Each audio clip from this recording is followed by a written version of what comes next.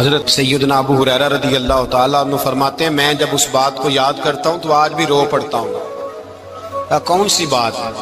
فرمانے لگے میں کوفے کے بازار سے گزر رہا تھا تو مولا علی شیر خدا کوفے کے چوک میں کھڑے تھے اور ہاتھ میں زرہ پکڑی ہوئی تھی، وہ والی زرہ جو بدر میں بھی ان کے پاس تھی، وہ والی زرہ جو احد، حنین، خندق اور خیبر میں بھی ان کے پاس تھی۔ زرہ پکڑی حضرت علی نے اور شیر خدا کہہ رہے ہیں بھائیو میری زرہ خرید لو۔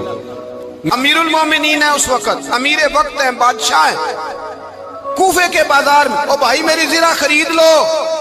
یہ بڑی نسبت والی ہے، بدر، احد، حنین میں میرے ساتھ رہی۔ اور شیر خدا فرماتے کیا ہیں؟ فرماتے ہیں جب علی نے یہ لفظ کہے تو میری چیخیں نکل گئی۔ حضرت علی فرمانے لگے اگر میرے پاس نیا تامد خریدنے کے پیسے ہوتے تو میں اسے کبھی نہ بیچتا، نیا تامد خریدنے کے پیسے ہوتے تو میں کبھی نہ بیچتا۔ حضرت علی رضی اللہ تعالیٰ عنہ نے وہ زندگی گزاری، با پردہ، پرہیزگاری، درویشی، سادگی، ساری زندگی کسی کا شکوہ نہیں کیا مولا علی نے۔